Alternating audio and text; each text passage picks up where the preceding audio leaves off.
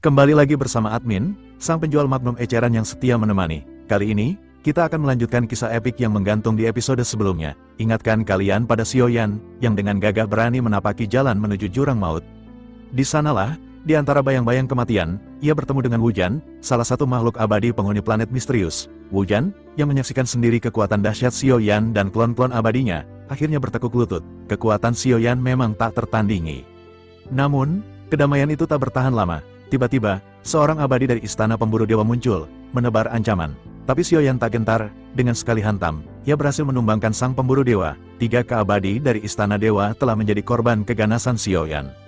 Kini, Xiaoyan kembali melanjutkan perjalanannya yang berbahaya ke dalam jurang kematian. Bersama Wujan yang menjadi pemandunya, ia menembus kegelapan. Xiaoyan yang pada saat ini melakukan perjalanan bersama dengan Wuzan. Di dalam perjalanan ini, Wuzan benar-benar sangat penasaran dengan sosok Xiaoyan yang berada di hadapannya. Akhirnya, Wuzan segera berkata bahwa ia pada saat ini ingin tanya kepada Tuan, apakah Tuan sudah membunuh 2 makhluk keabadian lainnya dari istana pemburu dewa? Xiaoyan pada saat ini tidak menghindari pertanyaan yang baru saja dilontarkan oleh Wuzan. Xiaoyan segera membalikkan telapak tangannya dan sebuah batu giok pada saat ini muncul. Begitu batu giok ini dibuka, terlihat ada 3 tetes darah keabadian berwarna emas. Xiaoyan pun segera berkata bahwa, termasuk dengan Meng Dan, maka Xiaoyan telah mengumpulkan 3 tetes diantaranya. Mata Wuzan pada saat ini membelalak ketika ia menatap ke arah botol giok di tangan Xiaoyan. Wuzan tanpa sadar bergumam, mungkinkah 3 tetes esensi darah keabadian ini semuanya dihasilkan oleh para pemburu dewa? Xiaoyan pada saat ini menganggukkan kepalanya, sementara Meng Dan pada saat ini hanya bisa terdiam. Sesaat kemudian, setelah terlihat agak berpikir, Meng Dan pada akhirnya kembali bertanya, apakah Tuan memiliki dendam kepada para pemburu dewa? Xiaoyan menatap ke arah esensi darah keabadian di botol batu giok dan pada saat ini segera mencubit dagunya. Sesaat kemudian, Xiaoyan pun segera menggelengkan kepalanya dan menjelaskan bahwa Xiaoyan berasal dari dunia sensi. Jawaban ini seketika membuat tubuh dari Wuzan terguncang. Seluruh wajahnya pada saat ini berubah ketika ia menatap ke arah Xiaoyan dan terdiam beberapa saat. Sementara itu, Xiaoyan pada saat ini juga sedikit terkejut melihat ekspresi Wuzan yang terlihat pucat. Xiaoyan pada akhirnya bertanya, mengapa tidak ada orang lain yang berasal dari dunia sensi di alam Xuan Yin ini?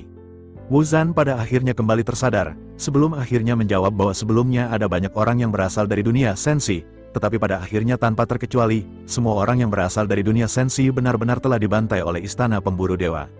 Xiaoyan pada saat ini sedikit mengerutkan kening mendengar apa yang dijelaskan oleh Wuzan. Xiaoyan kembali bertanya, apakah Wuzan tahu mengapa istana pemburu dewa melakukan hal tersebut? Mengapa istana pemburu dewa ini begitu menentang orang-orang dari dunia sensi? Wuzan pada saat ini menggelengkan kepalanya dan menjelaskan bahwa ia sesungguhnya tidak tahu alasan spesifiknya. Namun, ia mendengar bahwa orang yang mengeluarkan perintah ini adalah kepala istana dari istana pemburu dewa bernama Suci. Xiaoyan pada saat ini sedikit terdiam, sebelum akhirnya Xiaoyan mulai berbicara dengan nada sedikit marah. Xiaoyan berkata bahwa Xiaoyan ingin bertemu dengan orang yang bernama Suci ini. Jika ia memiliki kesempatan, maka Xiaoyan akan bertanya langsung kepada Suci mengapa ia melakukan hal tersebut. Bersamaan dengan keduanya yang berbincang-bincang, waktu pada akhirnya berlalu dalam sekejap mata. Kecepatan dari kelinci Bingyun pada saat ini mulai melambat dan Xiaoyan benar-benar melakukan perjalanan dengan santai. Akhirnya mereka pun tiba di sebuah tempat yang misterius. Begitu memasuki kawasan jurang maut, tempat tersebut pada saat ini terlihat tertutupi kerikil dalam jumlah besar. Xiaoyan pada akhirnya segera bertanya apakah mereka sudah memasuki jurang maut. Wuzan pada saat ini menggelengkan kepalanya dan berkata bahwa mereka baru memasuki pinggiran jurang maut. Mereka harus berhati-hati karena ada monster mimpi buruk di kedalaman jurang. Namun, jika mereka beruntung, biasanya mereka tidak akan bertemu dengan monster mimpi buruk tingkat raja. Xiaoyan menatap ke arah Meng Dan yang matanya tampak terlihat waspada dan segera bertanya, apakah monster mimpi buruk tingkat raja ini sebanding dengan seorang tingkat keabadian? Wuzan menggelengkan kepalanya dan menjelaskan bahwa setidaknya mereka dianggap sebagai dogat bintang 8 atau bahkan 9. Xiaoyan mau tidak mau sedikit tersenyum kecut, sebelum akhirnya berbicara dengan nada bercanda, bertanya, mengapa Wuzan yang berada di tingkat keabadian masih takut dengan dogat? Wuzan pada saat ini tidak menghiraukan perkataan Xiaoyan dan menjelaskan bahwa binatang mimpi buruk ini tidak memiliki entitas dan sangat sulit untuk diberantas. Terlebih lagi, jika ia menghabisi satu binatang mimpi buruk, ia akan menjadi sasaran banyak binatang mimpi buruk yang tak terhitung jumlahnya. Mereka memiliki jumlah yang banyak dan mereka akan berkerumun untuk mencabik-cabik seseorang. Oleh karena itu, sebaiknya mereka harus lebih berhati-hati setelah memasuki tempat ini. Jangan percaya apapun yang dilihat dengan mudah di tempat ini, kata Wuzan. Bersamaan dengan hal tersebut, pada saat ini terdengar teriakan sesosok wanita di kejauhan. Sosok wanita ini mengarah ke arah Xiaoyan dan meminta bantuan. Ada banyak pria yang pada saat ini berlari mengejar si wanita dari belakang. Melihat hal tersebut, Xiaoyan pada saat ini hanya terdiam, sementara Wu Zhan langsung mengangkat tangannya ke arah si wanita. Wu Zhan dengan dingin langsung menghancurkan tubuh si wanita hingga berkeping-keping. Sosok-sosok yang berada di belakang yang mengejar si wanita juga pada saat ini seketika terkejut. Tanpa banyak bereaksi, mereka pada akhir langsung berbalik dan menghilang dari hadapan Xiaoyan. Wu Zhan pada saat ini dengan dingin berkata bahwa seni boneka seperti ini hanya bisa menipu beberapa orang idiot. Sementara itu, Xiaoyan pada saat ini masih terdiam karena Xiaoyan mengetahui bahwa ini adalah boneka yang digerakkan.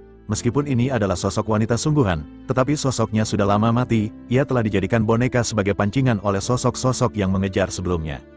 Melihat adegan ini, Xiaoyan pada saat ini berpikir, mungkinkah lingkungan di sini benar-benar sangat kejam, bahkan ada orang yang menggunakan metode seperti itu untuk merampok kekayaan dari orang lain.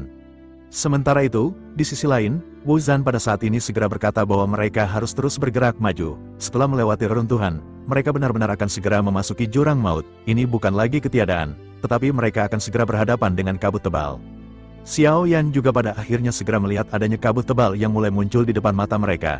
Xiaoyan lanjut bergumam bahwa kabut ini agak aneh. Selain itu, kabut ini benar-benar bisa menghalangi kekuatan spiritual. Xiaoyan pada saat ini hanya bisa mendeteksi jarak sekitar 100 meter di sekitar.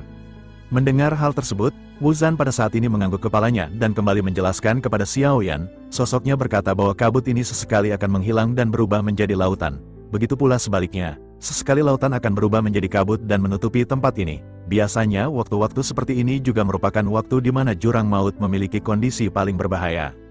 Xiaoyan pada saat ini mengerutkan kening dan memandang ke arah Wu Zhan, sebelum akhirnya bertanya, mungkinkah dengan kekuatan keabadian milik Wu Zhan, masih ada sesuatu yang pada saat ini perlu ditakuti di jurang maut? Wu Zhan menganggukkan kepalanya dan berkata, tentu saja akan ada orang kuat yang berada di jurang maut, tetapi ia tidak tahu seberapa kuatkah orang-orang yang bersembunyi di kedalaman kegelapan. Oleh karena itu, tidak ada salahnya bagi mereka pada saat ini untuk terus berhati-hati. Begitu selesai bicara, Wu Zhan pada saat ini kembali memandang ke arah Xiaoyan dan segera bertanya, apakah tujuan Tuan untuk datang ke tempat ini? Xiaoyan pada saat ini segera berkata bahwa Xiaoyan pada saat ini sedang mencari seseorang. Wu Zhan terus bertanya, apakah itu adalah manusia dan siapakah namanya? Mungkin Wu Zhan pernah mendengar namanya dan mereka akan bisa dengan mudah menemukannya. Xiaoyan pada saat ini terdiam sebelum akhirnya tersenyum dan menggelengkan kepalanya. Xiaoyan berkata bahwa ia benar-benar tidak mengetahui namanya.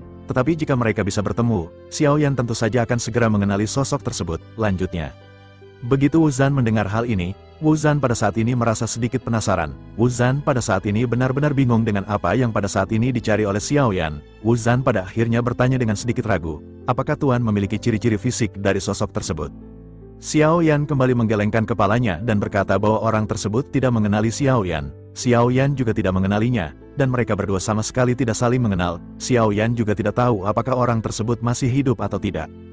Jika ia masih hidup, seharusnya ia akan memiliki satu ciri yang sangat terlihat jelas. Tubuh dari orang itu sama dengan tubuh Xiaoyan dan tubuhnya benar-benar sangat kuat, jelas Xiaoyan. Wu Zhan pada saat itu sedikit mengerutkan kening dan berkata, jika persyaratannya adalah tubuh fisik yang kuat, maka cakupannya cukup besar. Xiaoyan menghela napas dan menganggukkan kepalanya. Sebelum akhirnya Xiaoyan kembali menjelaskan, Xiaoyan berkata bahwa jika tidak ada hal lain yang terjadi, seharusnya orang tersebut juga merupakan tubuh keabadian. Wu Zhan seketika terkejut karena Xiaoyan adalah tubuh keabadian pertama yang pernah dilihat oleh Wu Zhan. Ia belum pernah mendengar adanya tubuh tingkat keabadian di jurang maut. Namun, tentu saja ada banyak jurang yang sangat dalam yang belum pernah didatangi oleh Wu Zhan. Mungkin saja ada orang-orang kuat yang di luar dugaan dari Wu Zhan. Wu Zhan pada akhirnya menghela napas dan berkata bahwa Wu Zhan tidak yakin apakah ada orang dengan tubuh keabadian di dalam jurang maut. Tetapi meskipun begitu, mereka dapat menemukan sebuah pulau dan mencari seseorang untuk menanyakannya. Tetapi meskipun begitu, pulau-pulau di jurang maut ini mengambang, tidak ada lokasi pasti sama sekali. Oleh karena itu, meskipun mereka memiliki peta, hal tersebut benar-benar tidak ada gunanya. Satu-satunya cara pada saat ini adalah mereka menangkap seseorang dan menanyakan mengenai lokasi tersebut, kata Wu Zhan. Xiaoyan pun mengangguk mendengar apa yang dikatakan oleh Wu Zhan. Sesaat kemudian, Xiaoyan segera melirik ke arah satu arah dan Wu Zhan segera mengikuti pandangan Xiaoyan. Tidak ada seorang pun yang terlihat di kabut tebal. Namun Xiaoyan segera berkata, akan ada seseorang yang pada saat ini mendekat. Wu Zhan pada saat ini mengerutkan kening dan terlihat bingung. Tapi sesaat kemudian ada siulan yang mencapai telinga Wu Zhan, sebelum akhirnya tiga sosok hitam seketika muncul. Salah seorang di antara sosok tersebut segera berteriak bahwa sepertinya mereka baru saja memasuki jurang maut. Jika kalian tidak ingin dipersulit, maka kalian pada saat ini bisa menyerahkan 50 miliar pil origin dewa, ancamnya. Setelah sosok tersebut berbicara, Aura Wuzan pada saat ini tiba-tiba mulai menyebar. Tekanan kuat tingkat keabadian yang sangat luar biasa dalam sekejap menekan ketiga sosok tersebut. Sosok-sosok ini seketika berlutut serempak tanpa bisa berkata sepatah kata pun. Wuzan juga pada saat ini menyerang dengan kedua telapak tangannya dan langsung menghabisi dua di antara mereka. Satu sosok yang tersisa pada saat ini hanya bisa gemetar dan pucat. Sementara itu, Xiaoyan pada saat ini tidak menyangka bahwa Wuzan akan melakukan pembantaian dengan begitu tegas. Terlebih lagi, yang terkuat dari orang-orang ini hanyalah Dugat Bintang 5. Oleh karena itu, bagaimana mungkin mereka akan bisa menahan lesatan telapak tangan Wuzan? Sementara itu, Wuzan pada saat ini telah menanyakan informasi yang mereka perlukan kepada si pria. Si pria pun segera berkata bahwa mereka harus pergi 500 mil ke timur dan Pulau Xuanlei ada di sana. Baru saja si pria menyelesaikan perkataannya, pada saat ini sosoknya benar-benar langsung dipukuli berkeping-keping oleh Wuzan. Wuzan lanjut menoleh ke arah Xiaoyan dan bergumam bahwa mereka pada saat ini harus segera pergi. Wuzan khawatir ketiga orang ini hanyalah umpan untuk mengetes sosok-sosok yang baru saja datang ke jurang maut. Mendengar perkataan Wuzan, Xiaoyan pada saat ini sedikit mengangguk, tetapi mata Xiaoyan dipenuhi dengan rasa sedikit tidak senang. Wuzan segera melihat ekspresi ketidaksenangan Xiaoyan ini dan sosoknya tersenyum pahit. Wuzan lanjut berkata bahwa jika mereka tidak membunuh dengan tegas di jurang maut, hal tersebut hanya akan merugikan mereka di masa depan. Xiaoyan pada saat ini berkata perlahan bahwa Xiaoyan tidak senang karena Wuzan telah menghancurkan cincin penyimpanan ketiga orang tersebut. Wuzan kembali tertegun di tempat dan matanya pada saat ini menatap ke arah Xiaoyan dengan penuh keanehan. Tanpa diduga, Xiaoyan benar-benar serakah, rakus, dan masih menginginkan cincin Dugat Bintang 5. Melihat ekspresi Wuzan ini, Xiaoyan segera berkata bahwa meskipun Wuzan adalah abadi, Xiaoyan ingin memberitahu Wuzan bahwa ia jangan meremehkan hal-hal kecil di hadapannya. Seberapapun kecil harta tersebut, jika dikumpulkan, maka itu akan menjadi semakin besar, kata Xiaoyan. Wuzan pada saat ini hanya bisa tersenyum kecut dan sedikit menghela napas mendengar apa yang dikatakan oleh Xiaoyan. Pada akhirnya, keduanya segera melesat menuju ke tempat yang telah mereka rencanakan. Sementara itu, di kedalaman kabut pada saat ini terlihat ada beberapa sosok yang berkumpul. Mereka mengenakan jubah berwarna senada dengan kabut, hingga sulit untuk bisa membedakan mereka dengan kabut. Salah seorang di antara mereka segera bertanya kepada pemimpin mereka apa yang pada saat ini harus mereka lakukan. Pemimpin tersebut segera berkata bahwa kekuatan orang ini masih belum diketahui. Selain itu, metode mereka juga setidaknya menunjukkan bahwa mereka adalah Dogat Bintang 8. Sebaiknya mereka mengikuti orang-orang ini dulu dari kejauhan dan mengamati apa yang mereka inginkan. Semua orang pada saat ini mengangguk dan segera melesat sambil mengatur jarak. Sementara itu, Xiaoyan segera menyadari hal tersebut dan berkata kepada Wuzan bahwa ada sekitar 7 atau 8 orang di belakang mereka. Orang-orang ini telah mengikuti mereka selama beberapa waktu. Tetapi meskipun begitu, yang terkuat di antara mereka tampaknya hanyalah Dogat Bintang 8, katanya. Mendengar apa yang dikatakan oleh Xiaoyan, Wuzan pada saat ini menoleh dan bersiap untuk melakukan pembantaian. Namun, bersamaan dengan hal tersebut, sebuah benua terapung pada saat ini tiba-tiba muncul di tengah kabut tebal. Benua tersebut memiliki bentuk yang aneh dan tampak seperti sambaran petir. Secercah cahaya pada saat ini melintas di mata Wuzan. Bagaimanapun, tempat ini menyimpan banyak kenangan bagi Wuzan dan Wuzan segera bergumam bahwa ini adalah Pulau Xuanlei. Mendengar hal tersebut, Xiaoyan pun segera berkata kepada Wuzan bahwa orang-orang yang mengikuti ini bukanlah ancaman. Oleh karena itu, sebaiknya mereka pergi terlebih dahulu ke pulau tersebut, katanya. Begitu Wuzan mendengar hal ini, niat membunuh Wuzan juga pada saat ini agak tertahan, dan sosoknya pada saat ini segera melesat bersama dengan Xiaoyan. Tetapi jika orang-orang ini mengikuti mereka ke pulau, maka Wuzan tidak akan segan untuk menghabisi mereka, pikir Wuzan. Pada akhirnya, sosok Xiaoyan dan yang lainnya segera mendekati Pulau Xuanlei. Tetapi sebelum mendarat, Wuzan pada saat ini segera menghentikan Xiaoyan dan mulai berbicara. Wuzan berkata bahwa ada banyak orang di pulau tersebut yang menderita penyakit aneh. Wuzan adalah salah satunya dan jika bisa, Tuan jangan menghancurkan pulau ini, pintanya. Xiaoyan pada saat ini sedikit tersenyum dan berkata bahwa sejauh ini Wuzan lah yang telah menghabisi semua orang di sepanjang jalan. Wuzan pada saat ini terdiam mendengar apa yang dikatakan oleh Xiaoyan. Sesaat kemudian, Wuzan bertanya, bukankah orang-orang tersebut adalah orang-orang yang ingin Tuan bunuh? Xiaoyan pada saat ini mengangkat bahu dan berkata bahwa itu jelas-jelas niat dari Wuzan. Meskipun Xiaoyan tidak mengatakan apa-apa, tetapi Wuzan bertindak dengan sendiri, kata Xiaoyan. Wuzan pada saat ini benar-benar merasa kesal mendengar apa yang dikatakan oleh Xiaoyan. Bagaimanapun, Wuzan berinisiatif setelah melihat reaksi dari Xiaoyan. Namun, Wuzan hanya bisa tersenyum pahit karena Wuzan pada saat ini tidak bisa melakukan apapun kepada Xiaoyan. Altar formasi dan racun pemakan jiwa kelompok Xiaoyan pun semakin mendekat dengan pulau. Dan pada saat yang bersamaan, Xiaoyan pada saat ini terkejut. Xiaoyan awalnya mengira bahwa ada kekurangan sumber energi di tempat ini. Namun, ternyata Xiaoyan bisa merasakan ada kekuatan dan sumber energi yang sangat kuat di tempat tersebut. Xiao Yan dengan bingung pada akhirnya segera menatap ke sekitar. Xiao Yan lanjut bergumam bahwa ada begitu banyak sumber energi di tempat ini, tetapi mengapa orang-orang masih begitu kejam dengan melakukan perampokan? Mendengar apa yang dikatakan oleh Xiao Yan, Wu Zhan pada saat ini sedikit terdiam dan memerintahkan Xiao Yan untuk berhenti. Selanjutnya, Wu Zhan memandangi daratan yang terdiri dari banyak gua. Wu Zhan lanjut menjelaskan bahwa ia khawatir tidak ada lagi orang yang hidup di tempat ini. Racun pemakan jiwa di tempat ini juga 100 kali lebih kuat, dan Wu Zhan khawatir semua orang telah tertular dan mati. Oleh karena itu, pada saat ini, mereka harus segera kembali pergi, jelas Wu Zhan. Mendengar apa yang dikatakan oleh Wu Zhan, Xiao Yan pada saat ini bergumam bahwa Xiao Yan khawatir sudah terlambat bagi mereka untuk pergi. Wu Zhan pada saat ini seketika mengerutkan kening, dan sosoknya pada akhirnya bisa melihat beberapa sosok kuat muncul di belakang. Sosok-sosok ini semuanya tampak terlihat aneh dengan mata yang terlihat menyala. Xiao Yan juga sedikit mengerutkan kening melihat sosok-sosok tubuh yang terlihat seperti terkulai. Sosok-sosok ini meraung keluar dari gua, mengulurkan telapak tangan mereka seolah-olah ingin menyeret Xiao Yan dan Wu Zhan ke Pulau Xuanlei. Sosok-sosok yang mengikuti Xiao Yan di udara juga pada saat ini bergumam bahwa jika mereka berani pergi ke Pulau Xuanlei, dikhawatirkan mereka tidak akan bisa keluar sama sekali. Di sisi lain, Xiao Yan yang pada saat ini merasakan adanya keanehan, Xiao Yan pun segera bertanya kepada Guyan, apakah ada formasi segel di pulau ini? Sementara itu, di sisi lain, Wu Zhan tampak sibuk mengeluarkan busur dan melesatkan anak panah berwarna emas. Setiap kali sosok-sosok ini terkena panah emas, mereka akan langsung hancur berhamburan. Sementara itu, Guyan pada saat ini segera menjelaskan kepada Xiao Yan bahwa sesungguhnya ini dapat dikatakan memang sebuah formasi, tetapi jika diperhatikan lebih jauh, tampaknya formasi ini juga jauh lebih besar. Singkatnya, tempat di pulau ini merupakan sebuah altar dari formasi, pulau ini hanyalah bagian yang digunakan untuk membentuk formasi besar, kata Guyan. Xiao Yan pada akhirnya terkejut mendengar apa yang baru saja dikatakan oleh Guyan. Pada akhirnya, Xiao Yan memutuskan untuk segera pergi. Xiao Yan berkata kepada Wu Zhan bahwa mereka pada saat ini harus pergi. Wu Zhan pada akhirnya seketika melesatkan serangan kuat dan berhasil melarikan diri. Namun, baru saja mereka melangkah ke dalam kabut, tiba-tiba Wu Zhan membeku dan melihat ke bawah ketika pergelangan kakinya terkunci oleh rantai hitam. Wu Zhan segera tanpa banyak bicara mengeluarkan kekuatan keabadian yang kuat, menghancurkan rantai tersebut. Xiao Yan dan Wu Zhan pada akhirnya segera terapung di atas pulau dan melihat ke arah pulau yang berada di bawah mereka. Wu Zhan pada saat ini terdiam dan bergumam bahwa semua orang yang berada di sini tidak memiliki jiwa. Sementara itu, Xiao Yan segera berkata bahwa pulau ini adalah sebuah altar. Wu Zhan seketika terkejut dan memandang ke arah Xiao Yan dengan tatapan heran. Sementara itu, Xiao Yan lanjut menjelaskan bahwa sepertinya ada lebih dari satu altar yang pada akhirnya membentuk sebuah formasi besar. Tetapi hal tersebut masih belum bisa dipastikan. Oleh karena itu, mereka harus menangkap orang-orang yang berada di belakang untuk mendapatkan informasi, kata Xiao Yan. Begitu mendengar apa yang dikatakan oleh Xiao Yan, Wu Zhan pada akhirnya mengangguk dan seketika menoleh ke arah orang-orang yang mengikuti mereka.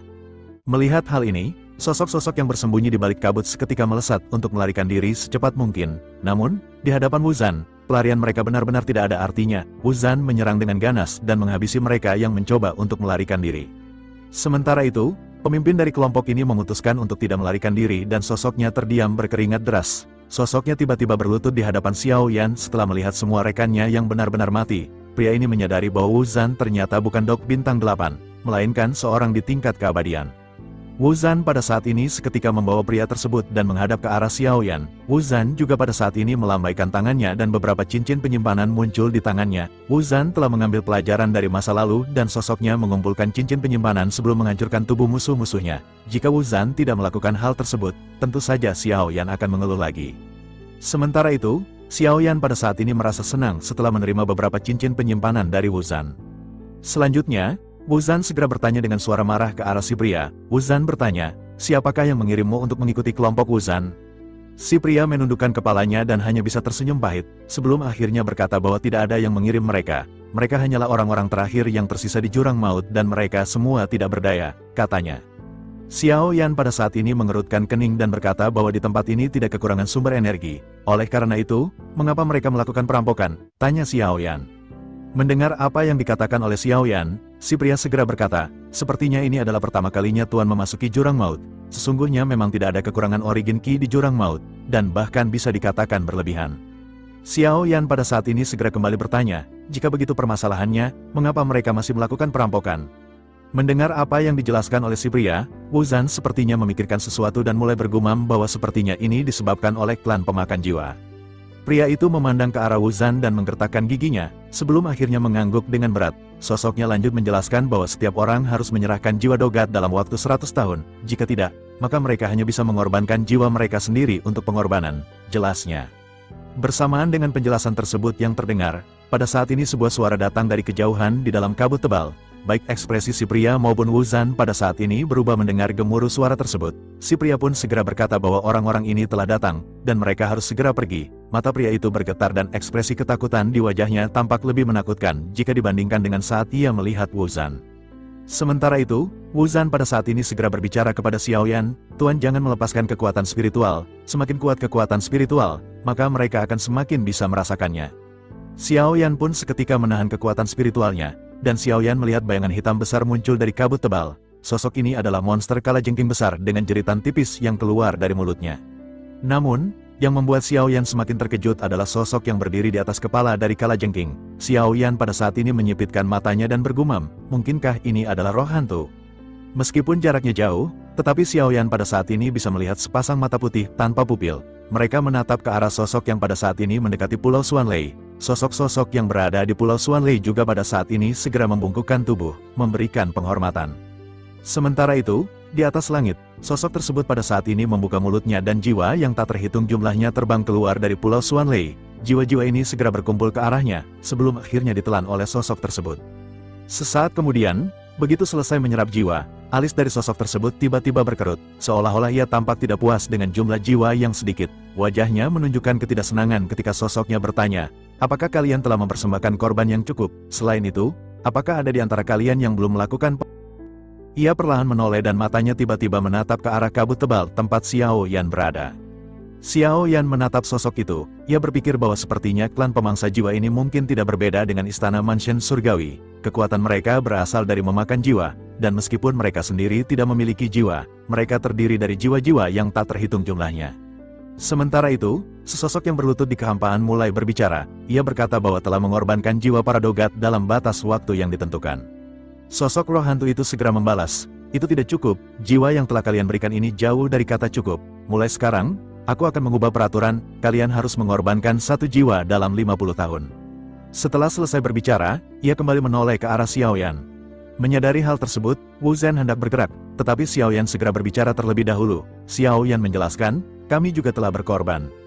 Wuzan menatap Xiaoyan yang menundukkan kepala. Dengan keringat dingin muncul di dahinya, Wuzan benar-benar tercengang dengan apa yang dilakukan oleh Xiaoyan. Ia akhirnya melihat Xiaoyan mengedipkan matanya ke arahnya. Barulah Wuzan menyadari situasinya, dan ia memiliki garis hitam di keningnya. Wuzan juga mengangguk dan berkata, "Benar, kami juga telah berkorban." Sosok di seberang mengerutkan kening mendengar Xiaoyan dan Wuzan. Ia segera berkata, "Jika kalian telah berkorban, mengapa kalian berdua tidak memiliki racun pemakan jiwa di tubuh masing-masing?" Mendengar ini, Xiaoyan segera menjawab dengan sedikit ragu, "Mungkin, itu sudah kedaluarsa." Mendengar perkataan Xiaoyan, aura jahat dari sosok tersebut mengeraung dan menghilangkan kabut tebal yang menyelimuti Xiaoyan dan Wuzan. Wuzan kembali bersiap untuk bertempur. Di sisi lain, sosok itu segera berkata, "Aku akan mengampuni kalian kali ini. Namun, kalian harus mengambil 2 pil pemakan jiwa ini, dan kalian harus mengorbankan jiwa dalam waktu 50 tahun. Jika tidak, kalian akan menjadi pengorbanan itu sendiri." 2 pil hitam dilempar ke arah Xiaoyan dan Wuzan. Keduanya segera mengambil pil tersebut. Xiaoyan menyadari bahwa pil ini memancarkan aura yang gelap, dan ekspresi jijik muncul di wajahnya. Sesaat kemudian, api membumbung di telapak tangan Xiaoyan, dan pil pemakan jiwa itu langsung terbakar menjadi abu. Wuzan melakukan hal yang sama dan menghancurkan pil hitam tersebut. Xiaoyan berkata, "Aku tidak bisa menelan makanan seperti ini." Adegan ini menyebabkan sosok di seberang membekukan pandangannya. Ia memancarkan aura pembunuh yang ganas. Sementara itu, banyak sosok yang berlutut diam-diam mulai melarikan diri. Mereka tahu bahwa Xiaoyan dan Wuzan bukanlah orang biasa, dan akibat dari pertempuran ini akan menjadi ancaman besar. Di kejauhan, sosok roh hantu itu segera mengeluarkan raungan yang seolah-olah terdiri dari ratusan sosok. Ia berteriak kepada Xiaoyan dan Wuzan, "Apakah kalian mencari kematian?" Xiaoyan tidak mengatakan apapun. Momentum yang kuat segera meledak dari tubuh Wuzan. Ia memancarkan aura membunuh yang kental. Wuzan mengepalkan tinjunya dan bertanya, "Apa yang telah dilakukan oleh klan pemakan jiwa?"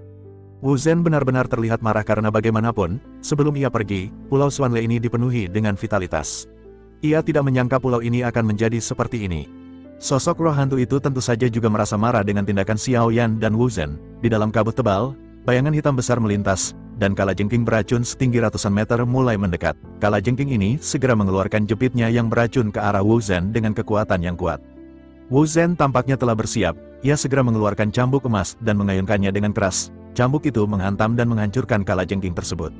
Sosok roh hantu itu melesat ke langit, meninggalkan kalajengking yang telah hancur.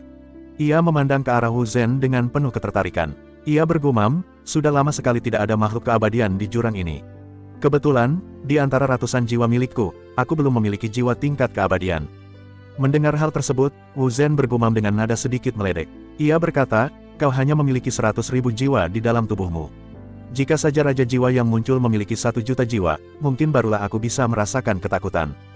Menanggapi hal tersebut, sosok yang memiliki julukan Raja Jiwa itu tersenyum sinis. Ia berkata kepada Wu Zhen, langkah pertama tingkat keabadian benar-benar begitu sombong. 100.000 jiwa milikku saja sudah lebih dari cukup untuk menghancurkanmu. Mendengar keduanya yang adu bacot, Xiao Yan duduk bersila dengan santai di atas kelinci Bingyun. Xiao Yan melihat dengan puas pertempuran yang akan terjadi. Wu Zhen menggertakkan giginya, dan kebencian di hatinya meletus. Ia meledek, jika begitu, biarkan aku melihat apakah 100.000 jiwa ini dapat menghancurkanku. Setelah selesai berbicara, cambuk panjang Wu Zhen menyebar, dan ia segera mengeluarkan busur panjang berwarna emas. Wu Zhen segera menarik busur dan lesatan cahaya emas yang tak terhitung jumlahnya mulai dilesatkan. Panah emas yang tak terhitung jumlahnya menghujani Raja Jiwa yang berada di langit. Setiap anak panah ini mengandung kekuatan keabadian. Sudut mulut Raja Jiwa terangkat ketika melihat serangan Wu Zhen. Ia mengangkat tangannya, dan jiwa yang tak terhitung jumlahnya keluar dari tubuhnya. Ribuan jiwa ini segera mulai meraung menuju ke arah Wu Zhen. Kekuatan dari jiwa-jiwa ini bervariasi. Ada yang langsung dihancurkan begitu terkena panah emas, tetapi ada juga yang masih bisa meloloskan diri dan terus melesat. Melihat hal tersebut, Wu Zhen tanpa belas kasihan segera kembali melesatkan anak panah dengan kekuatan yang lebih kuat. Akhirnya, para roh hantu benar-benar tidak bisa bertahan melawan serangan Wu Zhen. Pikiran Raja Jiwa kembali bergerak, dan ia mengeluarkan roh hantu lagi. Roh hantu yang tak terhitung jumlahnya tersebar dan diatur dengan sangat teratur. Mereka mengelilingi Wu Zhen dan membentuk formasi besar. Raja Jiwa pun berteriak ketika mengeluarkan teknik formasi pemusnah mayat hidup. Segera setelah itu, roh hantu yang tak terhitung jumlahnya terlihat meraung ke arah Wu Zhen dari segala arah. Kekuatan spiritual Wu Zhen tidaklah kuat, sehingga ia merasakan sedikit guncangan di dalam jiwanya. Wu Zhen melihat ribuan hantu yang membentuk formasi yang melesat dari langit. Bersamaan dengan hal tersebut, bayangan hitam keluar dari inti formasi yang telah dibentuk oleh Raja Jiwa. Bayangan-bayangan ini melesat ke arah Wu Zhen dengan cepat. Wu Zhen yang terlihat sedikit linglung tidak bisa menghindar. Bayangan-bayangan ini akhirnya berhasil menembus tubuh Wu Zhen. Meskipun Wu Zhen tidak terluka secara fisik, sesungguhnya jiwa Wu Zhen mengalami trauma. Ia pun segera terjatuh dalam kondisi tidak sadar. Butuh beberapa saat bagi Wu Zhen sebelum akhirnya ia berhasil mengembalikan kesadaran, tetapi ia masih belum pulih dan kesulitan untuk bergerak. Sesaat berikutnya, bayangan hitam besar berbentuk ikan busuk keluar dari inti formasi. Dalam waktu sekejap, bayangan ikan besar ini menelan Wu Zhen dalam satu kali tegukan. Bayangan hitam ini langsung melesat ke bawah, menghantam tanah, menciptakan benturan besar. Kabut berterbangan ke segala arah, dan sosok Wu Zhen terlihat terkapar dan tidak sadarkan diri di dalamnya. Melihat hal tersebut, Raja Jiwa tersenyum meledek sebelum akhirnya bergegas ke arah Wu Zhen. Raja Jiwa kembali menarik banyak pasukan miliknya sebelum akhirnya menciptakan telapak tangan besar. Xiao Yan mengerutkan kening. Jika Wu Zhen terkena oleh telapak tangan tersebut, meskipun fisiknya tidak terluka, jiwanya benar-benar akan terpukul keras. Xiao Yan akhirnya memutuskan untuk melesat, dan sosoknya muncul di hadapan Wu Zhen. Telapak tangan Xiao Yan segera terulur, dan ia melemparkan Wu Zhen ke samping. Xiao Yan berteriak kepada kelinci Bingyun untuk menangkap Wu Zhen. Meskipun kelinci Bingyun menunjukkan keengganan di matanya, ia tetap mengikuti instruksi Xiao Yan.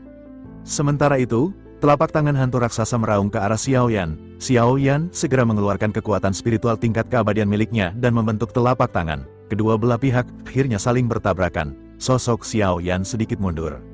Di sisi lain, terdengar jeritan tajam dari sosok-sosok roh hantu yang tak terhitung jumlahnya. Raja Jiwa sedikit mengerutkan kening dan ragu-ragu ketika memandang ke arah Xiao Yan. Begitu ia merasakan kekuatan Xiao Yan, Raja Jiwa menampilkan ekspresi jijik.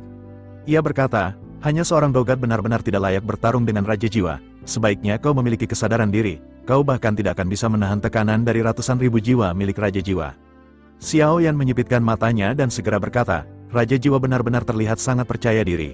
Jika begitu, biarkan aku melihat seberapa besar tekanan yang kau miliki dengan 100.000 jiwa. Xiao Yan terlihat memiliki ekspresi yang berbinar, dan yang benar-benar membuatnya bersemangat bukanlah pertarungan ini, melainkan keberadaan 100.000 jiwa yang sangat besar di dalam jiwa Raja Jiwa. Jika saja labu dewa bermata 9 bisa menyerap 100.000 jiwa ini, sangat dimungkinkan bagi Xiao Yan untuk mengaktifkan karakter dari simbol keempatnya. Selain itu, Xiao Yan juga sudah lama tidak menggunakan keterampilan bertarung spiritual. Mata Raja Jiwa terlihat suram, dan roh hantu yang tak terhitung jumlahnya kembali melonjak. Banyak roh hantu meraung dan kembali menggunakan susunan jiwa seperti sebelumnya ketika ia menghadapi Wu Zhen.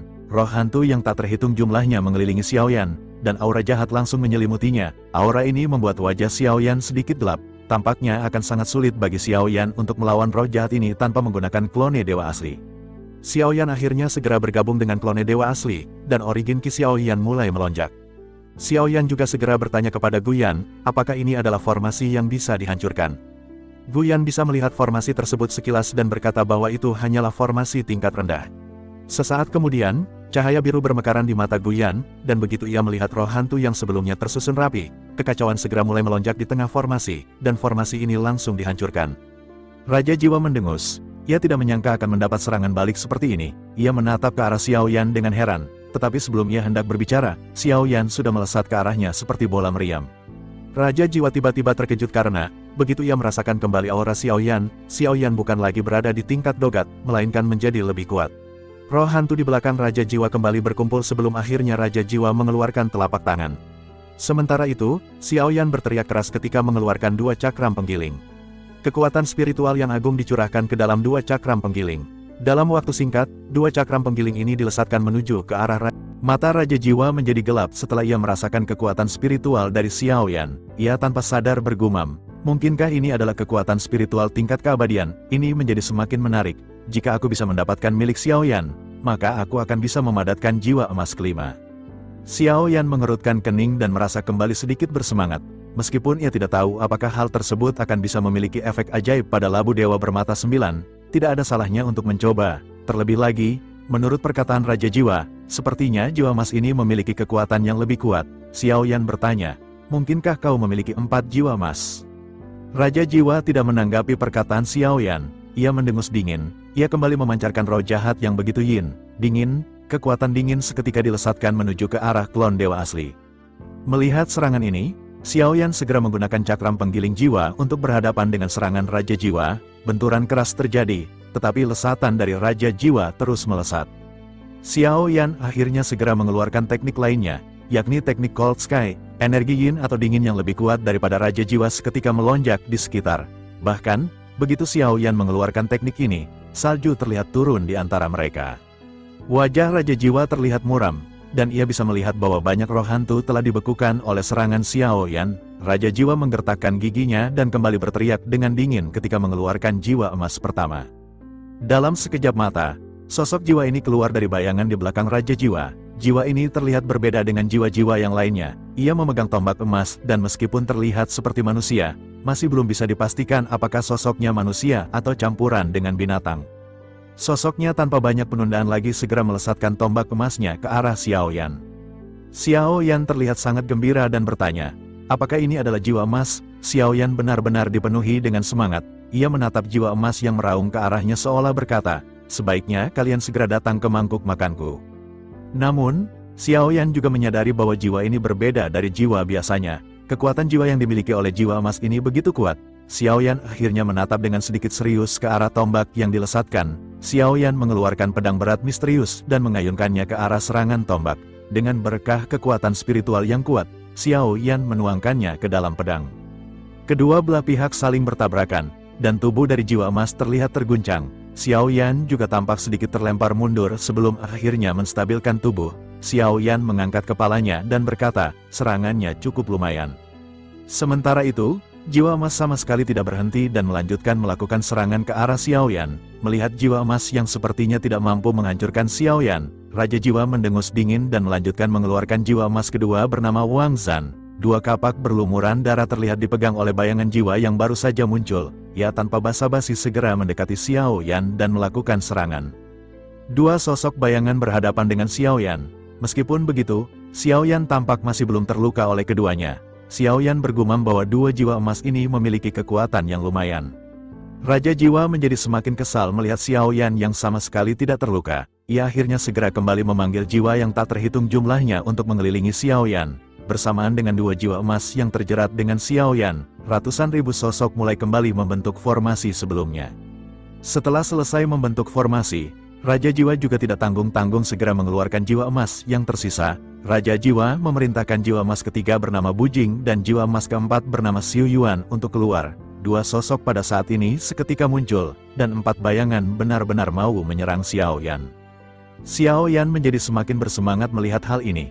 Namun, ia sedikit terkejut begitu melihat jiwa emas ketiga bernama Bujing. Sosoknya memiliki kabut berwarna ungu dengan belati sebagai alat penyerangan. Xiao Yan teringat kepada rekannya di tim Fearless yang juga memiliki tipe serangan yang sama. Tetapi ia juga teringat bahwa Xiao Yueli telah mengatakan semua orang dalam kondisi baik-baik saja. Xiao Yan yang sedikit terguncang, akhirnya menghela napas lega dan segera kembali fokus dalam pertempuran. Xiao Yan terus-menerus menahan serangan yang dilesatkan oleh 4 jiwa emas. Namun, sesaat kemudian, Xiao Yan segera mengeluarkan labu dewa bermata 9. Xiao Yan langsung menyerap salah satu di antara mereka yang bernama Bujing. Dalam sekejap mata, jiwa emas yang tersedot ke dalam labu memutuskan kontak dengan Raja Jiwa. Ekspresi Raja Jiwa benar-benar berubah menjadi sangat marah setelah ia kehilangan jiwa emas miliknya. Ia segera berteriak, "Xiao Yan benar-benar berani menelan jiwa emas milikku. Jika begitu, kau akan berakhir dalam kematian." Bersamaan dengan teriakannya, sosok monster yang besar segera keluar dari formasi. Monster ini tanpa banyak basa-basi segera mulai melakukan serangan ke arah Xiao Yan. Xiao Yan tidak terlalu memperhatikan kemunculan monster tersebut. Xiao Yan terfokus pada 3 jiwa emas yang ingin ia tangkap. Raja Jiwa menyadari maksud Xiao Yan dan segera menarik mundur 3 jiwa emas yang tersisa. Namun, dengan kecepatan Xiao Yan, mereka semua bisa disusul. Bayangan hitam yang baru saja muncul dari formasi juga terus-menerus mengejar Xiao Yan. Bersamaan dengan hal tersebut, Xiao Yan segera memerintahkan Gu Yan untuk bertindak. Gu Yan pun segera kembali melonjakkan cahaya biru di matanya, mengakibatkan barisan roh hantu yang tersusun rapi seketika buyar dalam sekejap mata. Formasi ini juga seketika hancur, begitu pula dengan bayangan hitam. Pada saat yang bersamaan, Wu Zhen di kejauhan juga telah kembali tersadar. Begitu ia membuka matanya, ia melihat adanya pertempuran dan buru-buru berdiri. Namun, sensasi kesemutan yang datang dari jiwa Wu Zhen membuatnya segera mengatupkan giginya. Meski di permukaan ia tampak baik-baik saja, hanya Wu Zhen yang tahu di dalam hatinya bahwa jiwanya telah mengalami trauma kuat dan membutuhkan beberapa waktu untuk pulih. Mata Wu Zhen sedikit menyipit, dan ia hanya bisa menggertakkan giginya melihat Xiao Yan yang bertempur. Di sisi lain, Xiao Yan kembali memfokuskan dirinya kepada 3 jiwa emas yang berlari-larian. Xiao Yan berteriak, "Sebaiknya kalian jangan berlari, ada surga di dalam labu ini, dan kalian sebaiknya menyerahkan diri." Melihat apa yang dilakukan oleh Xiao Yan, Raja Jiwa sepertinya tidak lagi memiliki cara untuk menghadapinya. Ia hanya bisa menarik semua jiwa emas sebelum akhirnya melarikan diri. Namun, dalam waktu singkat, Xiao Yan akhirnya benar-benar telah mendapatkan semua jiwa emas miliknya. Raja Jiwa benar-benar marah. Ia segera meraung ke arah langit. Bersamaan dengan hal tersebut, bentuk tubuhnya membengkak di tengah badai yang mulai tercipta. Ratusan ribu jiwa segera memasuki tubuhnya, dan sosoknya tampak ingin berubah ke wujud aslinya. Xiao Yan meledek, "Apakah memang berguna jika kau merubah bentuk tubuhmu?" Raja Jiwa tidak menanggapi Xiao Yan. Tubuhnya benar-benar telah berubah menjadi monster berkaki 1000. Suara raungan yang melengking dengan keras terdengar ketika Raja Jiwa mengeluarkan teriakan. Melihat hal tersebut, Xiao Yan tidak ingin lagi banyak basa-basi dan memutuskan untuk melangkah maju. Xiao Yan segera mengeluarkan teknik 7 langkah mengejutkan. 4 langkah dikeluarkan oleh Xiao Yan sekaligus, dan kekuatan yang menakjubkan mulai terbentuk.